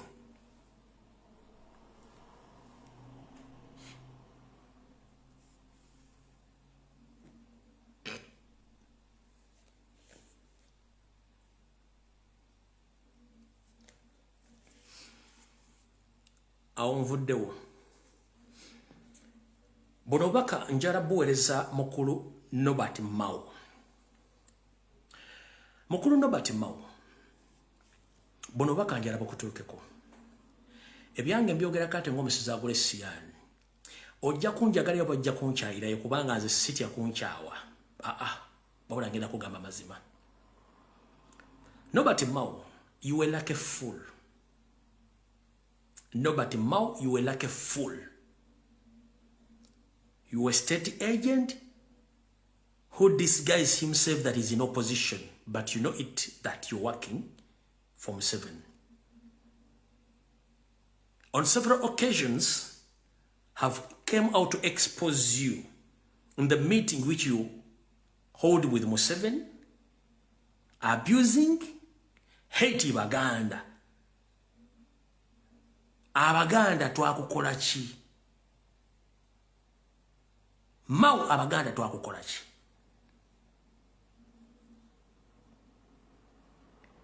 During the DP preliminaries in the western side of the country, you and Mukasa Mbide, you did whatever it takes to win those offices. But later after, you came out with the bogus statements condemning Uganda. Let me ask you one question. Of all people who voted you, were they coming from your country or from your tribe? Who voted you? How dare you ojojo kutandika okuvuma Baganda anti bankwe banya abakulonze? Mao meeting is over the Museveni. Nsize wano nga ngamba nti Mao avuma Abaganda basiba kamba tugembuzi tabagala. Mao toyagala Baganda. Nina ffe ekizibu kye tulina nti twesibye ku bantu abatatwagala. Mao badde ne meeting ne Museveni ebbanga lyonna go badde otayimbuza tribal settlements mu north wonna ogamba they should not vote any Muganda into power. Abaganda twakola kimmawo. Amaka gali mu Buganda kiki twakola? Muli omusajja byayogedde. The people who were the most abusive were from the central region. The people who were most unruly, they were from the central region. Why do you want to play that card all the time? It is not a card, I'm just reporting. Okay. We had a program. We had a program of anthems. The Ugandan anthem was sung, East African anthem, then the Ankole anthem. Out of the blue, we had the Buganda anthem. You know, so the rest.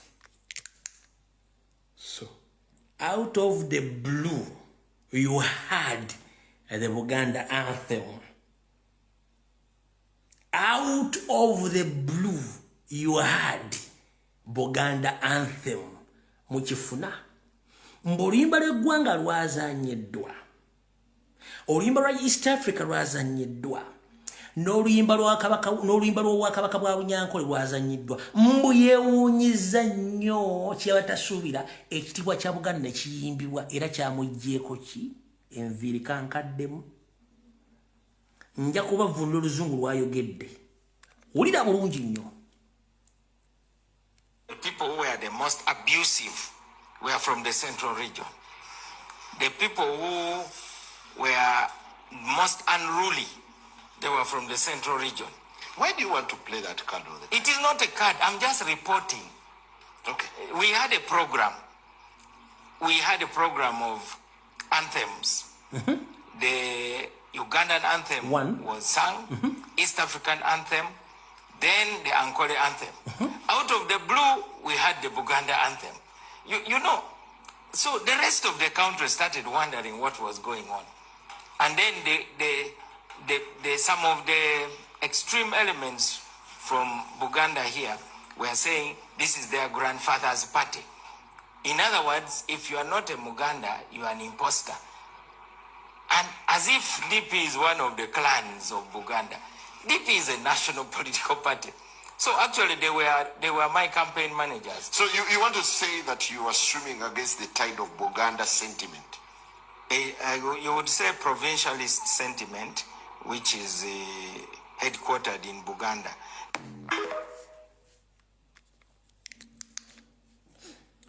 Omwami wabeera mambo keyo nga lina basajja ba NRM batambuza propaganda nti abaganda babi, abaganda batemu, abaganda tebalina muntu gwe baagala ng'abyogera mu meeting zaabwe zabeera mambuka. Bw'abeera ne Museveni ebigambo byemu byakozesa kati publicly yabyogedde. Mawu kansoke nkubuuza. DP or Democratic Party, 60% of the supporters of Deep Democratic Party abaganda. Am I right? 60% supporters and leaders of Democratic Party abaganda. Am I right? And am I clear? So, who voted you in that office? Who voted you in that office? Can you identify the people who voted you in that office? So, how dare you publicly come out and start abuse, hate Baganda? So, it annoyed you when Baganda people stood up to sing ekitiibwa kya Buganda or to sing ekitiibwa kya Buganda. Do you think we are fools whenever we are as we Baganda? We sing our national anthem, ekitiibwa kya Buganda. I'm here to remind you that Uganda got independence before Uganda as a country. I'm here to inform you, the so-educated fool Nobody Mao. The first part of the country, the first independent part of the country in Uganda, it was Buganda. We have our national emblem, We have our flag. We have our national anthem, Ekitiibwa kya Buganda. So you thought, because you were in the West, that Baganda, they can't sing their song or their national anthem. Go and eat your mother something in Bwagwe. It's like these days you don't take your tablets, Mr. Mao. Please. If these days you don't take your ARVs, please consult your doctor, because now this is beyond your understanding, Mr. Mao. Gwe, watandika di okuteeka nti ekitiibwa kya Buganda tekirina kuyimbibwa wali Baganda bonna. Bani abakulonze Mao? Bani abakulonze? Osobola okubulya abantu kyabakulonze. Gosuubira Baganda bali kuli national anthem yabwe. Ndi wano kujjukiza gwe simanyi constitutional minister Kasasiro. Simanyi njala kubuuza obadde okimanyi nti Buganda yasooka okwefuga before Uganda. It's Uganda who sacrificed the letter B and it remained Uganda for unification or for the unity of all parts of Uganda to become Uganda. It was Uganda. So I'm here to remind you, never fool yourself to go against Uganda or to hate Uganda. You sleep in Uganda. You resign in Uganda. You understand? You speak frequent Uganda. Here in Uganda. All the headquarters of the administration of the government, they are found in Uganda. Never ever in your entire life, using your head, hate Uganda and abuse Uganda. Never. Why don't you stay in northern Uganda? If you hate Uganda. For us, we don't hate anyone. That's why you stay in Uganda. How many Uganda owns land in northern Uganda? Because we are not travelers. And that's not a problem. We are not travelers. For us, we are comfortable where we are. But you, from other parts of the country, you come and settle in Uganda. Freely, no one can chase you, including you.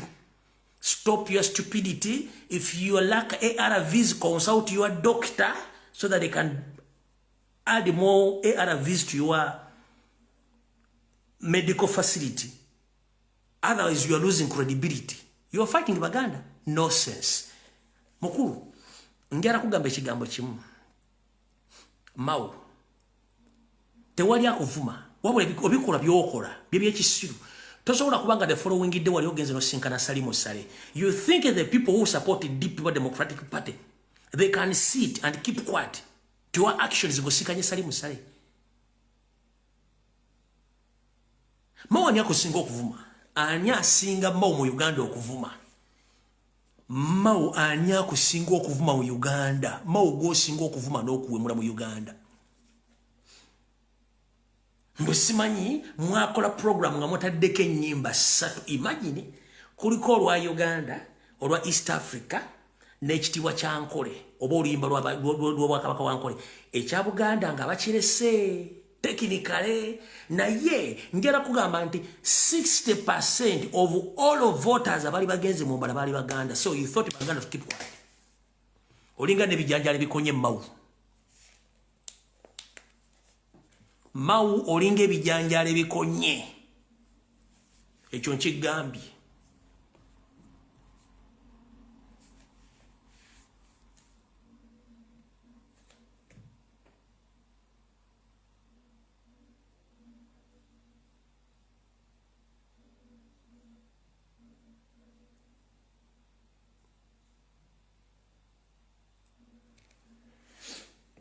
Awo nvuddewo.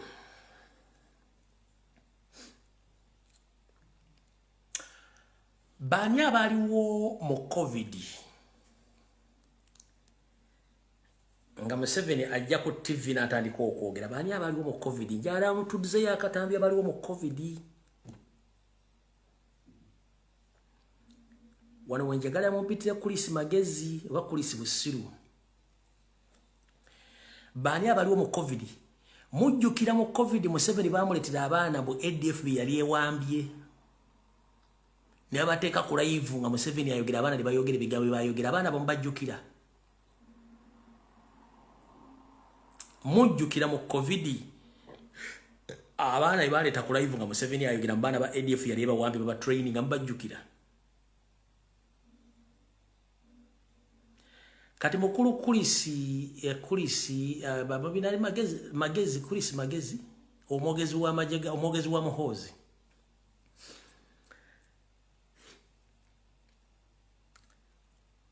Ba foot soldiers bali mu custody. Nga tebalina na misango n'abali mu abatta. Mpulira bulungi nnyo kulisi magezi omwogezi wa bomu omwogezi wa muhozi. Ba foot soldier mu abatta okuva 2019 22 nakati mu kyabatta. Ba foot soldiers abatalina kye balina. Wabudde n'ogamba nti mwana muwala yatulikiddwako bomu nga toyina proof nti omwala yadde omusajja oyadde musajja wa mukazi kuba ekifaananyi kinafulumiza oli teyabadde muwala yabadde musajja. N'ogamba nti she was in custody in 2023 oyo omuwala a suicide bomber released without a bail. Where are the new political prisoners since 2012?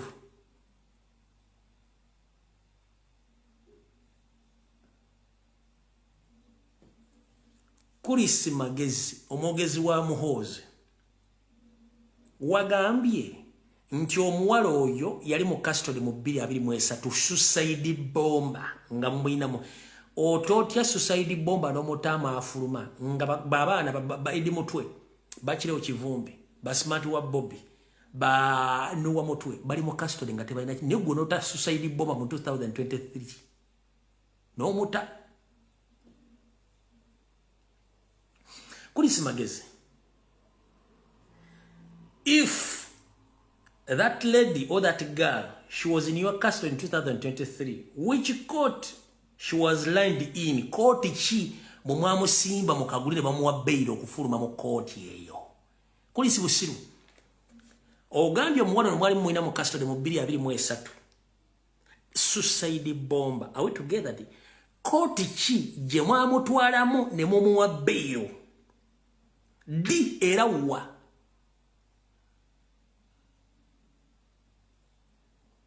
suicide bomber mwabonda mu 2023 mu custody yamwe. Court chi je mwamutwalamu muwa bail era di era wa under which judge who preside over that court hearing for releasing her or to release that bomber. Yali mulamuzi ki eyata omuwala oyo eyaliwo mu musango ogwo n'aguwulira n'awaliriza bondi oba n'awa bail omuwala oyo. Kulisi magezi amagezi gazze okyali mu ssiru. Tugenze mu maaso. Was she released on court bail or police bondi or made a word that she was released as a suicide bomber? As the investigations are still going on. Kandi kudde mu Uganda. Suicide bomber kwa gumwase. Mwamutaka kaluka koti, kakaluka polisi, oba just bigambo lokosongo yogeranga omuntu amize empafu n'enjengo ogimiriddeko. Gogo ita suicide bomber. Oba just bigambo bya samwa byoyogera. Ngero kanudda amaaso ng'embata ensibe ku ggaali nga bagitwala okulinnyirwa. Kulisi magezi answer me tugenze maaso. Anyone suspicious about being a bomber is on security intelligence radar or surveillance 24/7 worldwide, local and international surveillance, including CIA, Mossad and etc. Omuntu yenna bw'akonfamingibwa nti wa bulabe mutujju abeera ku kukeberebwako n'okutambulirwako essaawa 24 ennaku 7 ng'ensi yonna emumanyi ewaka ebweru n'emirirwano nga n'ebitongole by'ensi yonna ebikesi omuli CIA, Mossad n'ebirala ne M6 mukaaga ya Bungereza ebemanyi. Mwe whom did you inform about that girl whom you came out and said that she's a bomber, suicide bomber?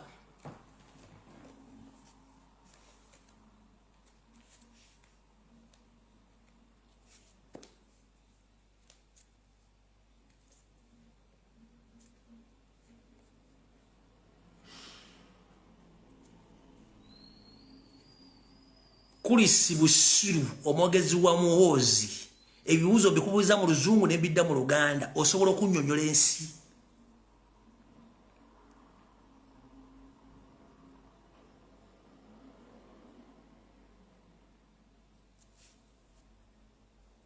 Tugende mpula. Mmere ya muwogo n'ataaka abakola ki n'ataaka abalya. Kati mbaleetedde obujulizi obwo. Bwe twali mu COVID, Nyando Yosoferi tibahabulwa. Wattu yali ku TV nga yembagazza ng'akabwa akasibe ku ggaali. Kagenda kawunyiriza buli kaseera. Kamanye nti bwe kanaatuuka nga gye bakatutesi walungamu, kale asobola okudda. Mumanyi obwengeri gye butundamu bwe buti. Kati ne Nyando yali ku TV ng'alimba ensi nti abaana abatujju ba ADF. Ngera kubuuza Kulisi Magezi waliwo naye njala kubuuza abaana bano balagawa era n'omwana ono yalagawa. Omwana ono yalagawa. Ogambye yalina emyaka emeka ku olwo mwamukwata? Kati yabadde alina emyaka emeka? Kulisi Busiru, ogambye omwana oyo wamukwata yalina emyaka emeka? Mwagenza omutta nga alina emyaka emeka? Abaana bano balagawa. Mukama we yali addressing bano.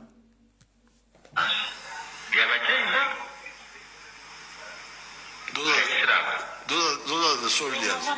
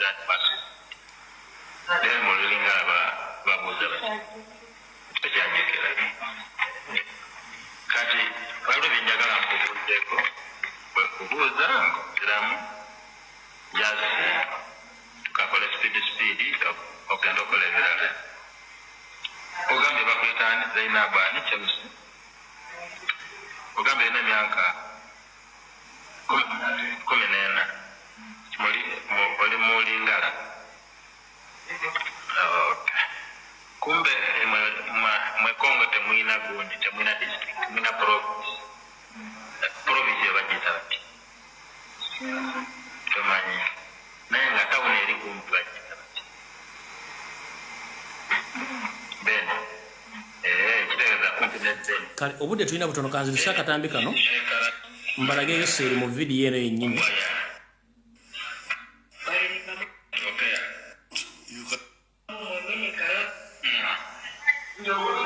Ko olunaku Yoseri yaleeta abaana abo njala mula Yoseri bw'ayogera.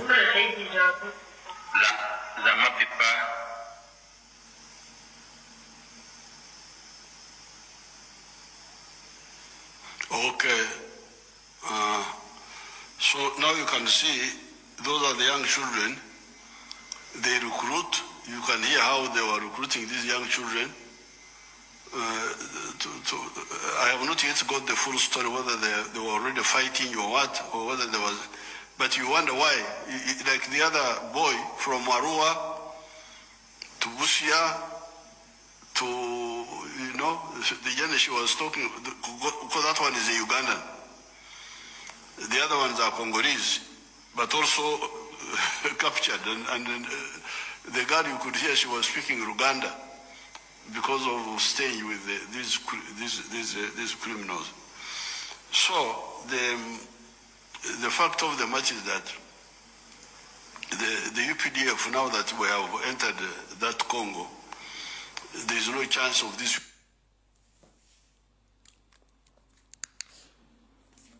So, Kurisi Magezi, Moho's spokesperson, and so called, because there is a difference between I'm a spokesperson and Moho's spokesperson.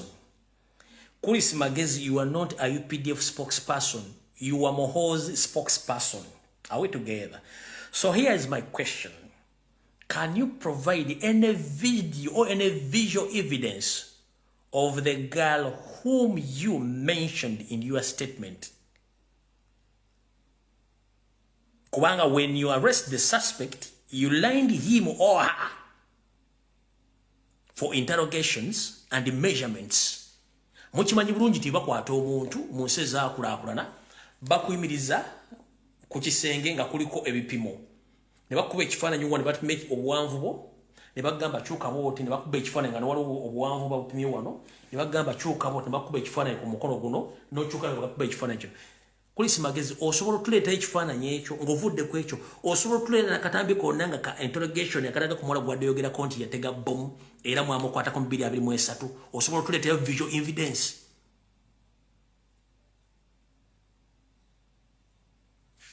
Bana abana during COVID time, where are they? Where are they? Mwagamba nti batujju era ADF yabadde ba training. Where are they? Can you explain? At that time, ono mwana ine myaka 10 mwali mu assembly nze tuli mu 2025 aba ine myaka emeka.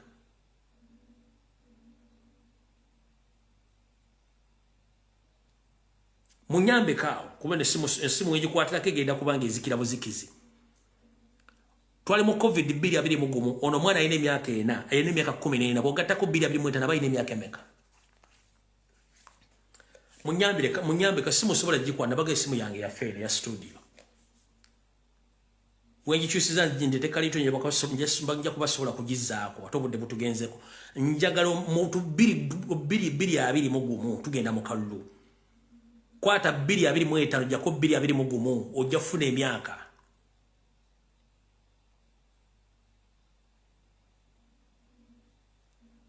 Soko gende ku calculator kwata 2 yaula ko 2 mugumu myaka 19 ono yagambya ine emyaka emeka. Ono yali ludda bano bali luddawa.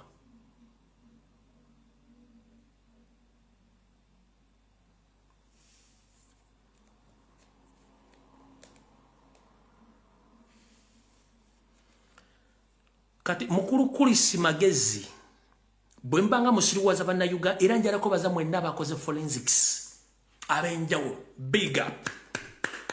Buli comrade yene avudde nakola forensics in different angle, in different style, in different interpretation. Please, thank you very much. Inche nali njagala te munnayuga natandika okukola forensics otandika okwetegerera nga teri akutegerera. One, tugenzo kitegeera nga abantu betu watuloza tebategeera bannabyabufuzi tebategeera. They can't speak anymore. So who is going to come out to speak for us? It's you, it's me, and others. So I'm very happy that now anyone can come out and analyze and give information. Thank you very much. Now muna Uganda era ebintu bino nga bya kiyaye katika nsokemba molide. For your information, wali utale naggulwawo ne kuseemwayi. Police edikote egamba mutandise okutwokyesa. Enaggulu bagamba police ebookesa. The fact is, mission ya wali olutalo enaggulu nesemwa embuya. Police gamba tukoyo kutokyesa bisitole bambi ekifu n'amagye gagamba namwe mutwokyesa.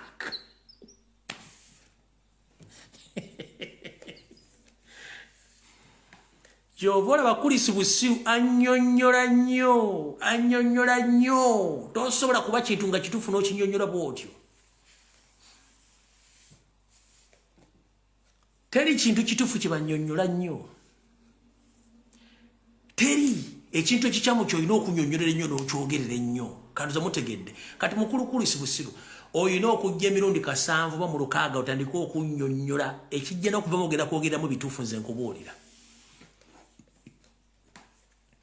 Kulisi ogenda kujja kwogera bituufu olimba.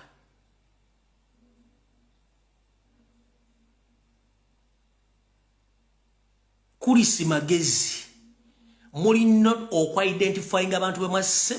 In fact nina feeling mumpuliriza bulungi nnyo kino kirowoozo kyange nina feeling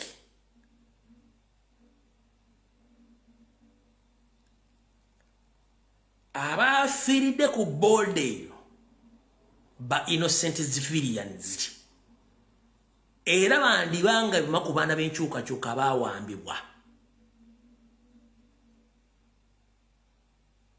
nga bayinza okuba babadde babajjeeyo ne bagamba tugenda bata ne musooke mututwala ebintu bino somewhere oba mugende mukola ekintu gundi then bwemumala okikola then mugende nga tebamanyi badde bagenda kukola bano babajjirawo mu action. That is my feeling. Yensonga lwaki Chris Magezi tasobola ku identify nga yafidde ku pikipiki omusajja, tebasobola ku identify nga okuga nti mukazi, tebasobola ba identify. Nina feeling eyeŋŋamba those innocent Ugandans bandibanga ba comrade baffe. Eyo endowooza yange oliwadde mboggirowoozako mu ange eyo bogireka wogiwuliridde omanyi nkugamba nnyo ebyange mbyogera bwogezi naye sikkakatako kubiteeka mu bwongo obwo kubirowooza nga bwe mbirowooza naawe oliwadde mbokozesa endowooza yo. Yensonga lwaki nkugamba nti nvunaanyizibwa ku byenjogera wabula sivunaanyizibwa ku byobitegeera nangeri gy'obivuunulamu nze mbivunaanyizibwako ebbanga lyonna kubanga tulina entegera ya njawulo, tulina emitwe gya njawulo, tuzaalibwa mu mpya za njawulo. Nze entegere yange bwetyo bwe ŋŋambye kati naawe gifumi nti bw'oba tekkolera oli wadde mba okulowooza mu ange endala sikusiba ku ndowooza yange. Naye nze yenfiringa gyenfi kubanga they can't identify the border man, they can't identify the so-called woman ngate physically alagikanga musajja. What if baba webintu babitwale nga bakimanyi nti bagenda battira mukuba bajje waawo eguno gomba bagwone.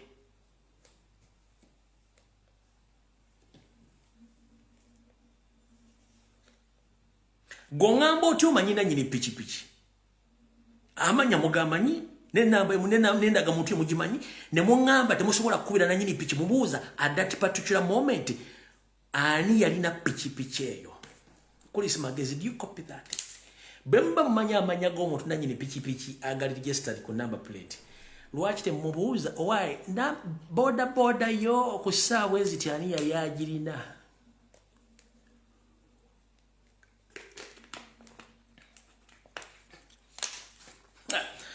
Kati bali nagulu bali mukweta kulabigire n'embuya bagere embwa ate kati embwa laba ate gyetuvuza tetuze embwa etulabisa embwa erabisa.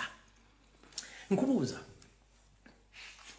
Chris Busiru nkubuuza wagambye number plate mumanyi nyinyo n'amanya agali registered mu Uganda Revenue Authority.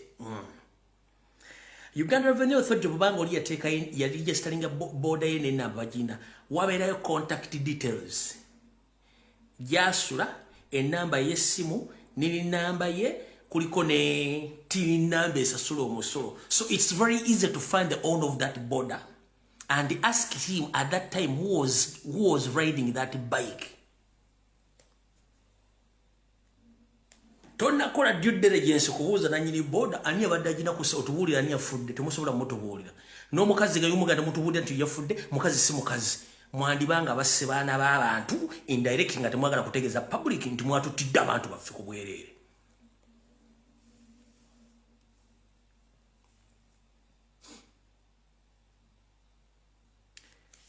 Ebintu byonna by'Uganda Revenue Authority biriko n'enamba, biriko enamba y'essimu, amanya g'omuntu na buli kimu. Chris Magezi bw'oba nga wafunye details z'omuntu nanyini boda temulina simu ye mubuuza wayi ani yabadde avuga boda mu kaseera ako gwe wagiwadde. Wano wenkuddizayo wali nti bandibanga basse bakkomoleri baffe nga tetumanyi.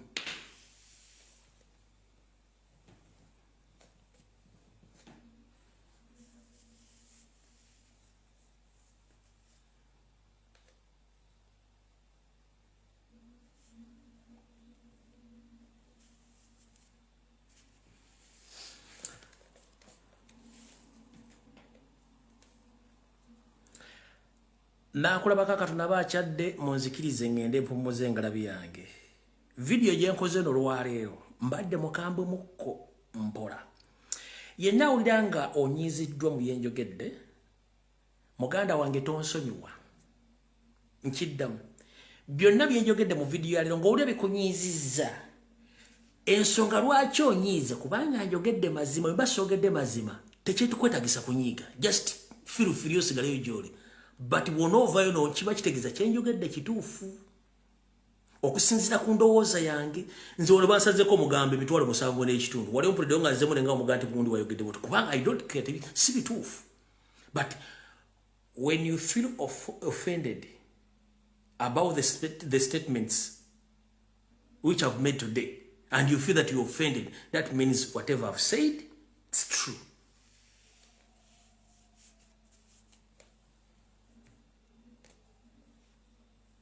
Byonna byenjogedde gwe binyizizza kimanye nti obiri bwe bate bikunyizizza move on nenga mbyogedde ate mi owninga.